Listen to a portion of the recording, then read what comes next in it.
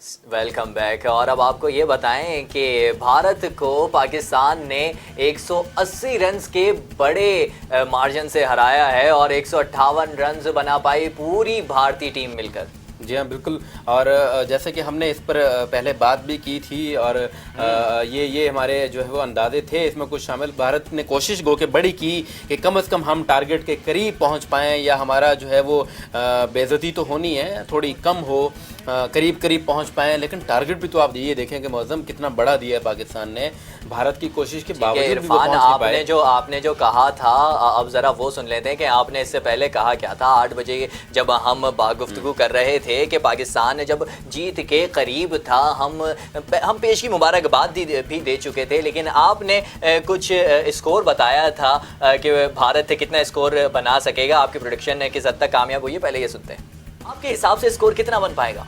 मेरे ख्याल से ये स्कोर 150 to 160 तक जाएगा। 150 to 60 के दरमियान में ही 52 पर 55 पे जो मैं ये समझता हूँ, जो सिचुएशन इस वक्त नज़र आ रही है और जो मौजूदा खिलाड़ी खड़े हैं, चूँकि वो भी मिडिल ऑर्डर बैटिंग लाइन के हैं, तो इनसे ज़्यादा तवक्को नहीं की जाती। जी इरफान, आपने जो बताया था हुआ तो वही है। बिल्कुल। एक्चुअली उस टाइम जो इनकी जो स्पीड जा रही थी भारतीय बल्लेबाजों की, वो ये बता रही थी। और दरअसल बैट नहीं खेल रहा होता मौसम, आपकी बॉडी लैंग्वेज बता रही होती है कि आप किस अंदाज से पिच पर खड़े हुए हैं। शुरू के जो 2-3 प्लेयर गए, उन्होंने बिल्कुल डीमोरलाइज करके रख दिया टीम को, उन्होंने पूरा हौसला, उनकी कमर तोड़ दी। ये चीज़ें, ये वाज़े इशारे थे कि मैक्सिमम आप कहाँ तक तैर पाएंगे। देखें ना, आप अगर किसी बंदे को दरिया में डाल देते हैं और आप से तैरने के लिए छोड़ देते हैं और दूर खड़े होकर अगर आप उसका मुआयना करें, आप उसे देखें, तो आपको ये अंदाज़ा हो जाता है ये कितनी देर तक तैर पाएगा। उसका फेस एक्सप्रेशन बता रहे होंगे कि कितने हाथ पांव चला पाएगा। यही कैफियत उस वक्त जो है वो सिर्फ ओवल का मैदान नहीं था, आप उसे दरिया टीम समझ लें लंदन का। उनकी कैफियत बिल्कुल खिलाड़ियों की वही थी, गो कि वो दरिया में उतरे हुए हों और सामने उनके मगरमच्छ हों जो उन्हें छोड़ने को तैयार नहीं थे। और यही हुआ कि कोशिश की भारतीय बल्लेबाजों ने कि वो सर्वाइव कर सकें, लेकिन अनफॉर्चुनेटली बहुत बड़ा, यानी जीतना तो बहुत दूर की बात है, दरिया के किनारे आना तो बहुत दूर की बात है। बिल्कुल दरिया के दरमियान में ही उनकी कश्ती डूब गई और बेचारों ने बड़ी कोशिश की। बिल्कुल पाकिस्तान की जानिब से, लेकिन जो कोशिशें की जा रही थी वो शायद उनका वज़न ज़्यादा था और पाकिस्तानियों ने भरपूर तैयारियां की थी अपने मुल्क को जितवाने के लिए, ख़ुद को जितवाने के लिए, पाकिस्तानी कौम को जितवाने के लिए, पाकिस्तानी कौम के सर फ़ख्र से बुलंद करने के लिए। यहाँ आपको एक बात बताऊँ, ये जो आज भारतीय कश्ती डूबी है ना, इसकी एक वजह ये भी है और ये बड़ी एक सीखने वाली, मैं समझता हूँ, एक बात है कि आप जब बहुत ज़्यादा, आपकी कश्ती में एक्सपेक्टेशंस का बोझ बहुत था। एक तो 11 खिलाड़ी आपके मौजूद हैं, फिर गुरूर का दबाव बहुत था, फिर आपने जो फ़ख्र से दावे किए थे उनकी बड़ी मिकदार जो है वो आपकी कश्ती में गैर ज़रूरी तौर पर मौजूद थी।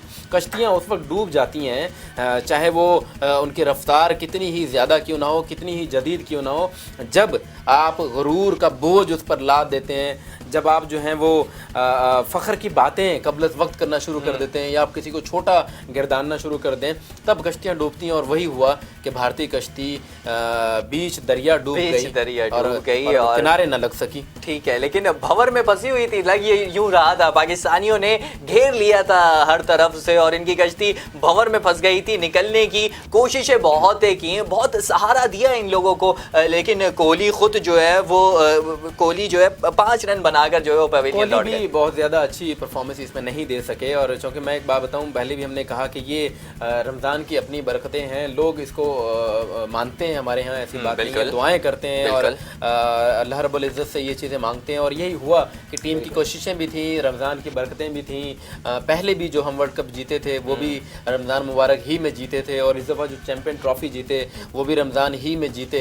तो ये लोगों की दुआओं का भी माशाल्लाह बढ़ जाती हैं लोगों की, और वो जब वो इतनी इबादतें करके दुआएं मांगते हैं तो लाजिम सी बातें कबूल होती है। लेकिन दुआओं का एक अलग कॉन्सेप्ट है। लेकिन अगर पाकिस्तानी टीम की तरफ देखा जाए तो पाकिस्तानी टीम के जो नौजवान खिलाड़ी हैं, जो पाकिस्तानी टीम में शामिल होने वाला नया खून है, वो खूब रंग लाया है। उन्होंने खूब पिच के ऊपर अपना जो बैटिंग का स्टाइल है वो भी मुख्तलिफ तरीक़ों से नुमाया किया है और बॉलिंग का स्टाइल भी मुख्तलिफ तरीक़ों से नुमाया किया। ना सिर्फ ये बल्कि पाकिस्तानी फील्डिंग, जिस पर अक्सर तनकीद की जाती रही है, पाकिस्तानी फील्डिंग बड़ी कामयाब रही है। पाकिस्तान की जानिब से कोई ऐसी फील्ड नहीं थी जो कि मिस की गई हो। पाकिस्तान ने भरपूर कोशिश की कि भारत को चारों खाने चित करने के लिए चारों तरफ से घेर कर रखे, और वाकई घेर कर ना सिर्फ रखा है बल्कि मार गिराया है। असल में देखें, मैं एक बात बताऊं, आप जब किसी की तरबियत कर रहे होते हैं, जब आप किसी को ट्रेन कर रहे होते हैं मुअज़्ज़म, तो आपके लिए ज़रूरी ये होता है कि आपकी खामियों को अपने पास जहन में ज़रूर रखें, मगर उससे बार बार इजहार ना करें। जब आप इजहार करेंगे वो डीमोरलाइज होगा, उसकी अखलाकियात जो हैं वो अपने आप से एक आवाज़ आएगी कि शायद मैं इस काबिल नहीं हूँ।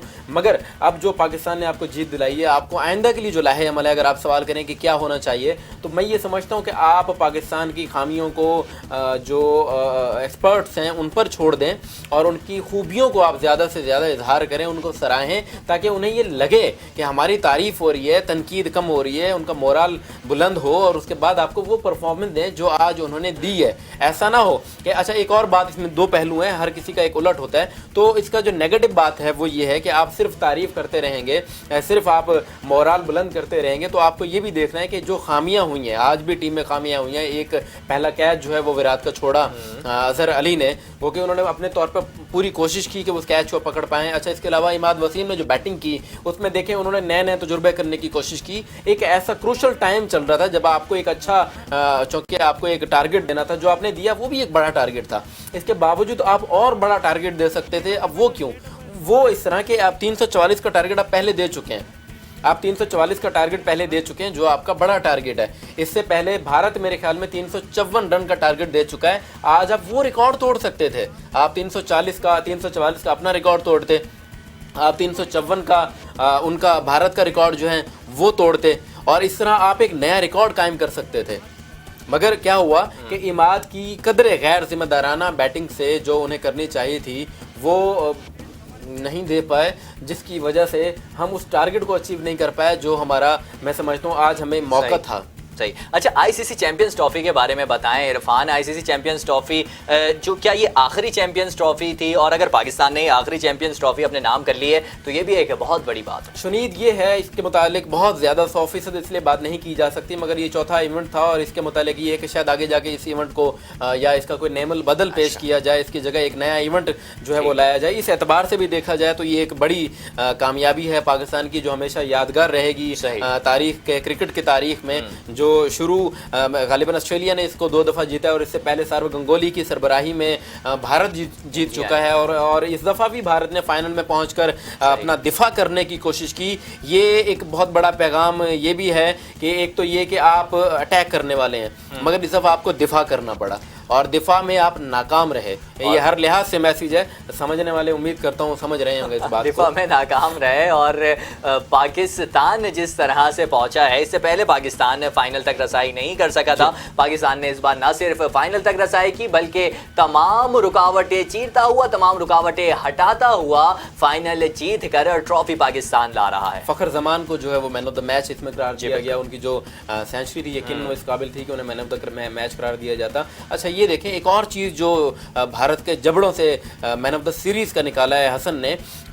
मैन ऑफ द सीरीज़ बन रहे थे शेखर धावन अपने 330 या इससे ज़्यादा रन करने के बाद, और मगर जब ये मैच जीते, और हसन अली की परफॉर्मेंस बॉलिंग के एतबार से इतनी ज़बरदस्त रही कि वो ना सिर्फ गोल्डन बॉल का अवार्ड उन्होंने अपने सर लिया, बल्कि man of the series match जो है वो अवार्ड भी हसन ने अपने नाम किया, और इस तरह पाकिस्तान को उन्होंने सुरखरू किया। एक नया बॉलर, यानी एक हमने ओपनिंग साइड की बात की, वो तो बिल्कुल मिली ही है, एक नया बॉलिंग स्पेल भी आमिर के साथ साथ, आमिर का जो ढारस है, आमिर का जो सहारा है, एक दूसरे का जो बनेंगे वो हसन बने। हसन एक अच्छे प्लेयर जो है उन्होंने अपने आप को साबित किया, और अच्छे प्लेयर बनकर उभरे, और उन्होंने मैन ऑफ द सीरीज़ अपने नाम की अपनी ज़बरदस्त बॉलिंग के सहारे। और विराट का भी उस वक्त चेहरा देखने वाला था इरफान ने, जिस वक्त पाकिस्तानी फतह से हम किनार हो रहे थे, तो कोहली के मुंह पर काफ़ी सारी कुछ ऐसी चीज़ें वाज़े हो रही थी जिससे ये मालूम हो रहा था कि यकीनन उनके साथ कोई ना कोई अब उनकी भारतीय क्रिकेट बोर्ड की जानिब से कुछ ना कुछ तो होने वाला है। देखिए, वो इनके यहाँ एक रिवायत रही है, ये लोग ये करते ही हैं कि जब किसी को इन्होंने सर चढ़ाना होता है तो बिल्कुल सर पे बिठा देते हैं, और जब किसी की इन्होंने इन्हें बुरा लगता है तो एकदम अपने पांव तले रौंदना शुरू कर देते हैं। बात विराट की अगर आप करें तो विराट एक बड़े इसमें मानने वाली बात है कि एक बड़े खिलाड़ी हैं। उन्होंने बड़े कम वक्त में अपना नाम, अपना काम, अपनी जगह बनाई है और उन्होंने 25 सेंचुरियां इंडिया को दी हैं। ये कोई छोटी बात नहीं है। अगर उनके साथ इस किस्म की कोई ज्यादती होती है तो मैं ये समझता हूँ पहले पाकिस्तानी हैं, आपके भारत में जो लोग मौजूद हैं उनसे पहले हम आपके हक में खड़े हैं और हम ये समझते हैं कि आपने बड़ी अच्छी कोशिश की है। पाकिस्तान से हार गए, ये आपकी किस्मत और आपकी परफॉर्मेंस है, मगर आइंदा आपको मौका मिलना चाहिए। बड़ी बात की है आपने इरफान ने। लेकिन अगर अब देखें सरफराज को, और सरफराज ने चूंकि लाजिम सी बात है, एक गुज़िश्ता जो बयान सामने आया था शहरियार खान का, चेयरमैन पीसीबी, उन्होंने ये कहा था कि सरफराज इतने बड़े कप्तान नहीं कि वो इमरान खान की जगह ले सकें। लेकिन अब जिस तरह से उनकी परफॉर्मेंस सामने आ रही है एक के बाद एक, यकीनन वो आने वाले दौर में इमरान खान से बड़े कप्तान साबित होने वाले हैं। किसी के शहर में इतना मुब्तला नहीं हो जाना चाहिए कि आपको ये लगे कि इस जैसा दुनिया में कोई मौजूद ही नहीं है।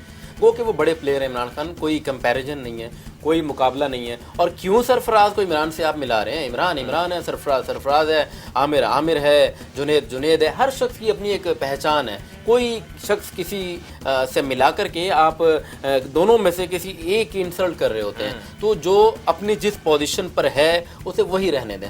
और इमरान भी हमारे हैं, सरफराज भी हमारे हैं। इमरान ने भी हमें जिताया था, सरफराज ने भी हमें ही जिताया है। इमरान ने भी पाकिस्तान का नाम रोशन किया और सरफराज ने भी क्रिकेट में पाकिस्तान का नाम रोशन किया है। बिल्कुल ऐसा ही है और इसमें कोई शक नहीं है कि सरफराज अब जिस लाइन पर और जिस डगर पर चल पड़े हैं, इनसे ये तवक्कुआत कौम की मजीद बढ़ जाएंगी। इनकी जिम्मेदारियों में, इनके कंधों पर जिम्मेदारियों का बोझ जो है उसमें इजाफा हो जाएगा, जिसमें लोग इनसे ये तवक्को करेंगे मुअज्जम कि आइंदा जो बड़े इवेंट्स हैं उनमें भी सरफराज अपनी कौम को, अपने मुल्क को इसी तरह जितवाते रहे। इरफान, हमें एक ये कामयाबी मिली है कि पाकिस्तानी टीम में जिस तरह से खिलाड़ी शामिल हुए हैं नए, और उन्होंने नए खिलाड़ी साबित होने के साथ साथ उन्होंने ये भी साबित किया है कि वो हमें जीत से हमकिनार करा सकते हैं। तो पाकिस्तान का ये तजर्बा कामयाब हुआ है कि वो नए खिलाड़ी शामिल कर कर जीत सकता है। तो क्यों ना हम मजीद नए खिलाड़ियों को जगह दें, मजीद नए खिलाड़ियों को मौका दें, क्योंकि हमारे पास टैलेंट बेपनाह है, हमारे पास टैलेंट भरा हुआ है। हमारे ग्राउंड्स में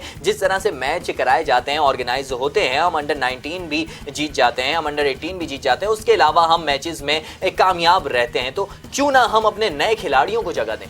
बिल्कुल नए लोगों को जगह मिलनी चाहिए मुअज्जम। अगर आप ये देखें कि आज सीनियर खिलाड़ियों का जो साथ रहा है आपके, वो बड़ा काबिल बयान है, काबिल फ़ख्र है। फ़ख्र की जो परफॉर्मेंस है वो अपनी जगह, मगर इनका किरदार भी काबिल फ़ख्र है। प्रोफेसर ने बिल्कुल साबित किया कि वो सीनियर खिलाड़ी हैं और वो साथ लेकर के चले। उस वक्त जब एक क्रूशल टाइम दरमियान में आप पर आया था, जब अजहर अली भी आउट हो चुके थे और फ़ख्र जमान भी खेल रहे थे, उनका साथ देना था, उसमें हफीज़ ने बड़ी अच्छी कारकर्दगी दिखाई। अच्छा, एक बात तो बड़ी अहम, जो मुख्तसर और छोटी सी है, मगर ये नोट करने के काबिल ज़रूर है कि जब आप इवेंट अपना जीत चुके थे उस वक्त आप ये देखें कि लोगों के बीच में मलिक चले गए, शुएब मलिक, उन्होंने जाके सेल्फियां बनवाई, लोगों से हाथ मिलाया। ये जो एतमाद है, ये जो ट्रेनिंग है, आप फिर एक ये मौका। दूसरा ये देखें जब कप्तान जाने लगे, सेरेमनी की जब तकरीर हो रही थी, तो उस वक्त भी शुएब ने इनको, प्रोफेसर ने रोका और जब उन्होंने बताया कि किस टाइम पे आपको आगे बढ़ना है, किस टाइम पे आपको जाना है, कैसे वो कॉल करेंगे और कब आपको कदम उठाने हैं। ये वो छोटी छोटी चीज़ें हैं सीखने की, जो जूनियर्स के साथ सीनियर्स होते हैं वो उन्हें बताते हैं, वो उन्हें सिखाते हैं कि आपको कब आगे बढ़ना है, आपको किस तरह बात करनी है, सवाल आएगा तो कैसे अपने आप को डिफेंड करना है, किस तरह अपने आप को रिप्रेजेंट करना है। ये वो चीज़ें हैं जो सीनियर्स की जानिब से जूनियर्स की तरफ से होती हैं और सीनियर्स का होना भी इंतहाई लाजमी है ताकि टीम का बैलेंस बना रहे और तरबियत होती रहे। बिल्कुल ठीक कह रहे हैं इरफान, और हार का हार हमारे गले से उतर गया है, लिहाजा अब हमारी मैनेजमेंट में भी कुछ जो सियासी वाबस्तगियाँ रहती हैं या सियासत का एक पहलू देखा जाता है वो भी यकीनन ख़त्म होना चाहिए और क्रिकेट को सियासत से पाक करके क्रिकेट को एक पुरजोश गेम जिस तरह से पाकिस्तान में है उसी तरह से मजीद इसको बढ़ावा देना चाहिए। बिल्कुल ऐसा ही है, पानी को पानी ही रहने दिया जाए तो ज़्यादा अच्छा है। शरबत की अपनी एक अलग जगह होती है, हमारे यहाँ दोनों को मिक्स करके एक का वजूद ख़त्म करने की कोशिश की जाती है। ऐसा नहीं होना चाहिए। क्रिकेट में क्रिकेट के लोग मौजूद हों, मैनेजमेंट मौजूद हो, सेलेक्टर्स अपना काम कर रहे हों और आइंदा भी अगर इसी तरह होता रहा तो मैं ये समझता हूँ कि अगर खालिस कोई चीज़ होगी तो आइंदा हम सुरखरू होंगे, हमें मज़ा आएगा, इस तरह का कौम को हम खुशियाँ देंगे। ईद का बड़ा तोहफा दिया है होंगे और ईद का बड़ा तोहफा दिया है। इस ईद के बड़े तोहफे को हम भी इंजॉय कर रहे हैं और पाकिस्तानी अवाम भी इंजॉय कर रही है। न्यूज़ प्लस की टीम की जानिब से तमाम पाकिस्तानियों को एक बार फिर पाकिस्तान की जीत की खुशी आप तमाम लोगों को मुबारक हो। फिलहाल दीजिए इजाज़त, अल्लाह निगहबान, पाकिस्तान जिंदाबाद।